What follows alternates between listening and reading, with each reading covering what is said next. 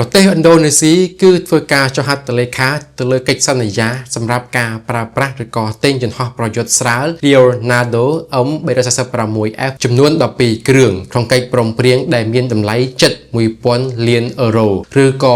1.14 ពាន់លានដុល្លារនេះគឺយោងទៅតាមការប្រកាសរបស់ក្រុមហ៊ុនផលិតយន្តហោះអ៊ីតាលីក្នុងថ្ងៃទី21ខែកក្កដាឆ្នាំ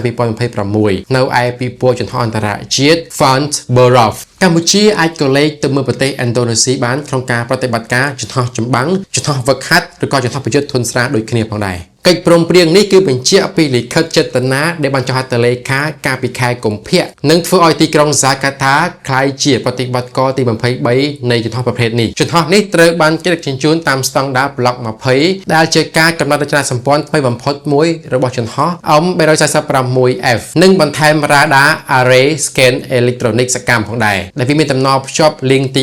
16នៃវិធានការទប់ទល់អេឡិចត្រូនិកនិងជម្រើសអាវុធថ្មីៗនិងការបង្ហាញកាប៊ីនយន្តហោះដែលត្រូវបានកែសម្រួលប្រទេសឥណ្ឌូនេស៊ីក្លាយជាអតិថិជននៃ Block 20ដំបូងគេនៅអាស៊ីការដឹកជញ្ជូនគឺត្រូវបានក្រុងទុកចាប់ផ្ដើមនៅឆ្នាំ2030កិច្ចសន្យានេះត្រូវបានចុះហត្ថលេខារួមជាមួយគ្នាជាមួយនឹងក្រុមហ៊ុន PTE System Solutions Indonesia ដែលរួមបញ្ចូលទាំងកញ្ចប់នៃសេវាកម្មគាំទ្រការថែទាំការជួសជុលនិងការបណ្ដុះបណ្ដាលនៅក្នុងប្រទេសក្រុមហ៊ុន Leonardo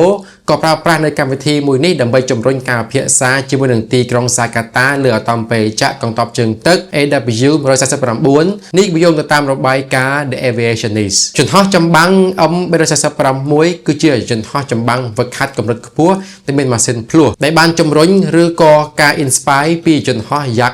130ដែលបានចូលបម្រើការងារនៅឆ្នាំ2015ហើយត្រូវបានហោះហើរក្នុងការកំណត់រចនាសម្ព័ន្ធវឹកហាត់របស់ខ្លួនដោយប្រទេសអ៊ីតាលីអ៊ីស្រាអែលប៉ូឡូញសិង្ហបុរីក្រិកហ្គាតានិងតូមីននីស្ថានយន្តហោះចម្បាំងវឹកហាត់ M346 នេះគឺចំនួន88គ្រឿងកំពុងតែបម្រើការយ៉ាងទូលំទូលាយក្នុងពិភពលោកបូករួមទាំងយន្តហោះវាយប្រហារធុនស្រាល M346FA ចំនួន4គ្រឿងក្នុងប្រទេសតូមីននីស្ថានដោយមានយន្តហោះចម្បាំង M346FA ចំនួន36គ្រឿងទៀតកំពុងតែបញ្ជាទិញសម្រាប់ប្រទេសអូទ្រីសនិងនីហ្សេរីយ៉ាយន្តហោះនេះក្នុងកាប៊ីនគឺមានកៅអី2ដែលមានអ្នកបើកបរយន្តហោះម្នាក់នៅខាងមុខនិងគ្រូបង្វឹកម្នាក់នៅខាងក្រោយការរចនាកៅអី2អនុញ្ញាតឲ្យអ្នកបង្ហាត់បង្រៀនបណ្ដុះបណ្ដាលអ្នកបើកបរយន្តហោះថ្មីៗខណៈពេលដែលកំពុងតាមដានក្នុងការរៀនសូត្ររបស់ពួកគេវាប្រើប្រាស់ប្រព័ន្ធ Digital ទំនើបនិងមុខងាររបស់យន្តហោះចម្បាំងទំនើបដូចគ្នាយន្តហោះចម្បាំង M346F ត្រូវបានបំពាក់ទៅដោយម៉ាស៊ីន Honeywell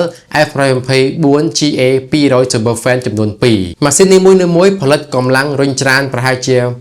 2850 គីឡូក្រាមដែលផ្ដល់ឲ្យយន្តហោះមួយនេះនៅកម្លាំងរុញច្រានសរុបគឺប្រហែលជា5700គីឡូក្រាមការរចនាម៉ាស៊ីនភ្លោះផ្ដល់នូវសមត្ថភាពជឿជាក់និងដំណើរការកាន់តែប្រសើរឡើងក្នុងកំឡុងពេលបេសកកម្មវឹកហាត់ដោយសារតែវាមិនប្រើ afterburner នោះទេវាប្រើប្រាស់នៅប្រេងឥន្ធនៈទាបជាងនិងតម្លៃដើមប្រតិបត្តិការទាបជាងបើប្រៀបធៀបទៅនឹងយន្តហោះចម្បាំងពេញលេញយន្តហោះចម្បាំងមួយនេះគឺមានល្បឿនអតិបរមា 0.9 ទៅ 1.1 គឺប្រហែលជា1060គីឡូម៉ែត្រក្នុង1ម៉ោងតែប៉ុណ្ណោះហើយអាចហោះហើរបាននៅកម្ពស់រហូតទៅដល់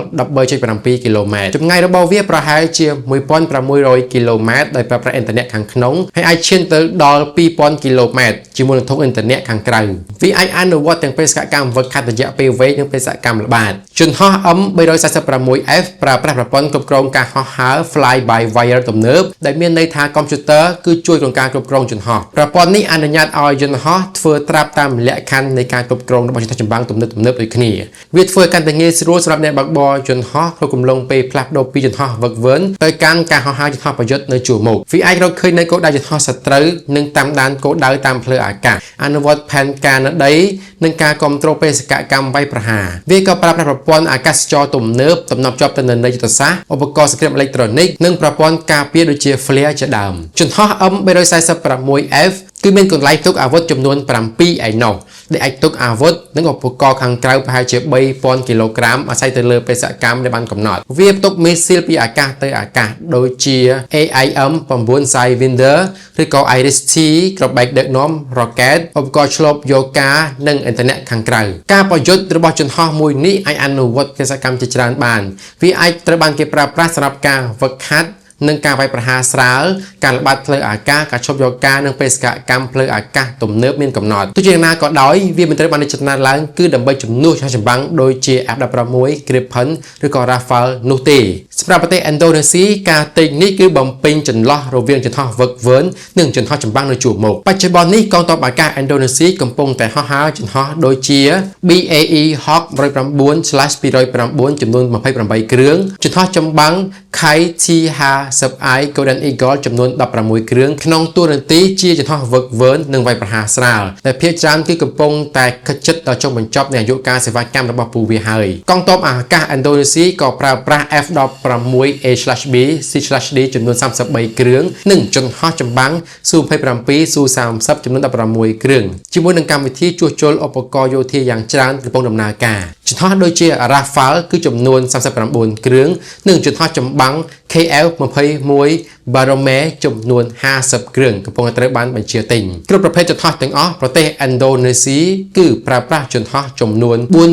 467គ្រឿងដោយមាន147គ្រឿងផ្សេងទៀតគឺត្រូវបានបញ្ជាទិញនិងស្ថិតក្នុងលំដាប់ទី30នៅក្នុងចំណោមចំណាត់ថ្នាក់កងកម្លាំងយោធាប្រចាំឆ្នាំ2026ទាំងអស់នេះហើយគឺជារឿងរ៉ាវពាក់ព័ន្ធជាមួយទ័ពអាកាសឥណ្ឌូនេស៊ីឬក៏ការបញ្ជាទិញចម្បាំងនិងការបញ្ជាទិញយន្តហោះវឹកវើឬក៏ចម្បាំងធុនស្រាលដែលមានឈ្មោះថា Leonardo M346 មួយនេះតែបងប្អូនគិតយ៉ាងណាដែរចំពោះរឿងរ៉ាវមួយនេះអាចខមមិននៅក្រោមវីដេអូមួយនេះបានតែប្រទេសឥណ្ឌូនេស៊ីចាប់ផ្ដើមធ្វើទិដ្ឋាកម្មយោធារបស់ខ្លួនយ៉ាងខ្លាំងជាពិសេសគឺទ័ពអាកាសដោយសារតែប្រទេសឥណ្ឌូនេស៊ីគឺមានកោះច្រើនមែនទែនក្នុងការត្រូវការទ័ពអាកាសច្រើនដូចគ្នាផងដែរបើពេញចិត្តនៅវីដេអូមួយនេះជួយ share នៅវីដេអូមួយនេះផងដែរបើទស្សនាក្នុង YouTube ជួយ Subscribe នៅ YouTube Channel របស់ខ្ញុំដើម្បីបានវីដេអូថ្មីនៅពេលក្រោយសូមអរគុណច្រើនជួបគ្នានៅវីដេអូក្រោយសូមសំណាងល្អគ្រប់ក្រុមគ្រួសារសូមអរគុណ